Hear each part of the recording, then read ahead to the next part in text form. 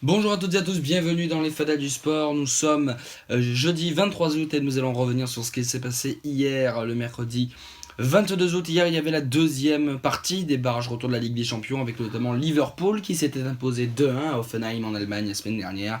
Il les recevait hier à Anfield et ça s'est très bien passé pour les Reds vu qu'ils se sont imposés 4-2 face à Hoffenheim grâce à des doublés de Emre Can, un but de Mohamed Salah et un but de Roberto Firmino. Voilà les 4 buteurs pour Liverpool. Mark Hutt et Sandro Wagner ont permis à Hoffenheim de marquer. L'expérience de Liverpool a pris le dessus sur un Hoffenheim novice en Europe. Fautif dès l'entame de match, la défense allemande a rapidement craqué face au trio Salah, Emre Can et Firmino. Les Reds s'offrent une dixième participation en Champions League. La victoire du club danois de Copenhague à domicile face au Qarabağ Agdam 2-1 grâce à des buts de Santander et Pavlovic malgré un but de Enderlovu. Mais malgré cette victoire, Copenhague n'est pas en Ligue des Champions vu que Qarabağ s'était imposé 1-0 à domicile. Le Sporting Portugal ira lui bien en Ligue des Champions après son nul 0-0 au Portugal la semaine passée. Le Sporting s'est imposé très largement 5-1 sur la pelouse du Steaua Bucarest. Après un but de Seydou Doumbia, Moraïs a égalisé pour Bucarest avant que Acuna, Martins, Basdost et Battaglia permettent au Sporting de s'imposer. La L'Apoel Nicosie a fait le nul 0-0 en République tchèque à Prague face au Slavia, donc l'Apoel Nicosie ira en Ligue des Champions, puis le CSKA Moscou également, vu qu'ils se sont imposés 2-0 hier à domicile grâce à des buts de Chenikov et Dzagoev à la 40 et 65e minute. Donc voilà pour les qualifiés. Au tennis, hier, les seconds tours de New Haven chez les femmes avec la qualification de la Belge Flipkens, victoire en 2-7, 6-1, 7-6 face à la Roumaine Bogdan, qualification de la Chinoise Zhang, victoire 6-3, 6-7, 6-3 face à la Polonaise Magdalinette. La Russe Pavlyuchenkova l'emporte 7-6, 6-0 face à l'Espagnole Carla Suarez Navarro, et puis élimination malheureuse de Alizé Cornet, la Française qui a perdu hier face à la Slovaque Dominika Cibulkova, défaite 6-2, 2-6, 4-6, donc la Slovaque ira aux huitièmes de finale. Les huitièmes de finale de Winston-Salem chez les hommes avec la qualification du Bosnien Dzumhur qui l'a emporté 7-5, 6-3 face à l'Argentin Zeballos. Victoire de Kyle Edmund, le Britannique, qui l'a emporté en 2-7 face à l'Hongrois Fuchsovics.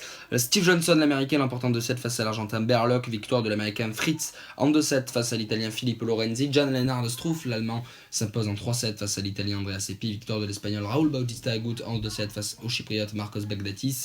Julien Beneteau, dernier Français en liste à Winston-Salem, se fait éliminer après abandon face au Sud-Coréen Chung. Et puis enfin Borna Koric élimine John Isner en 2-7. Voilà pour ce qui se passait hier. Ce qui se passera aujourd'hui, donc le mercato, bien évidemment, le tirage au sort de la Ligue des Champions qui aura lieu aujourd'hui avec notamment la sélection de Didier Deschamps qui va annoncer les joueurs pris pour affronter le Pays-Bas et le Luxembourg en éliminatoire de la Coupe du Monde. Les barrages retour de la Ligue Europa entre l'Olympique de Marseille et le club slovène du NK Domžale. Et le second tour, les quarts de finale de New Haven qui vont commencer aujourd'hui avec les huitièmes de finale, les quarts de finale également de Winston-Salem. Voilà. Et ce qui est bien, c'est que sur les donc sur les quarts de finale, la nation la plus représentée chez les hommes, c'est l'Amérique, vu que Johnson et Tony Fritz sont deux Américains encore en lice. Chez les femmes, la nation la plus représentée, il y en a deux. Il y a d'abord la nation belge, donc vu que Flipkens et Elise Mertens sont toujours en lice, et puis la nation chinoise, vu que Zhang et Peng sont toujours également en lice. Donc voilà pour ce qu'il se passera demain. Enfin aujourd'hui. Alors on va voir si on peut donc vous donner quand même quelques informations mercato sur ce qu'il s'est passé quand même hier, même s'il n'y a pas eu non plus de très grandes informations. Alors il y en a eu quand même quelques-unes.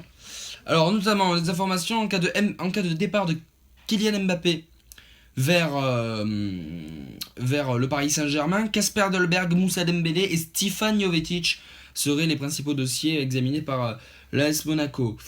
Une petite information avec donc Maximilian Wöber qui donc quitte le Rapid Vienne et signe à l'Ajax Amsterdam. Chelsea qui serait prêt à formuler une offre de 35 millions d'euros à Leicester pour s'attacher les services de Drinkwater. Ce même Chelsea qui pourrait mettre 38 millions d'euros pour s'attacher les services de Monsieur Oxlade-Chamberlain.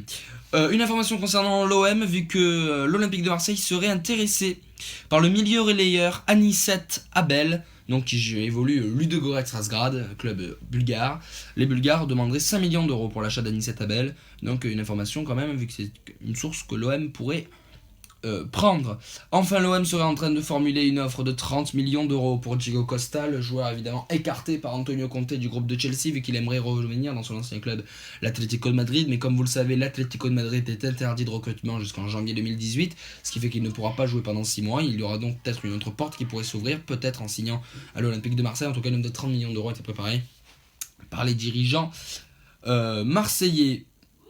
Didier Gigard pourrait revenir en Ligue 1 du côté de Amiens, le joueur du Betis Séville. Amiens serait très intéressé par ce joueur. L'Olympique Lyonnais qui serait également intéressé par la jeune pépite canaise Yann Caramo. Et puis on l'avait vu en tour préliminaire de Champions League quand ils avaient affronté Nice, l'Ajax Amsterdam, le défenseur Davinson Sanchez qui va quitter l'Ajax après sa visite médicale pour signer à Tottenham contre 45 millions d'euros, ce qui serait le transfert le plus cher de l'histoire des Spurs.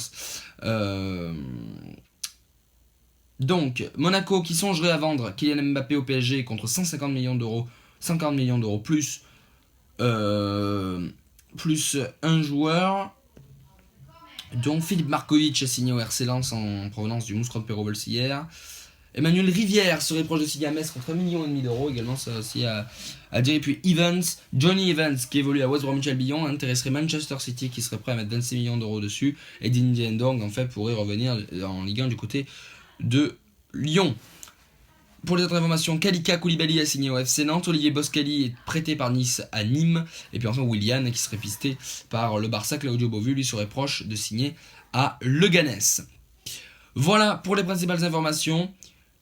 J'espère que cela vous aura plu, n'hésitez pas à liker, à vous abonner et à partager, et on se retrouve demain pour l'actualité sportive du jeudi 23 août, c'est-à-dire ce que nous sommes du jeudi 24 août. Merci, ciao.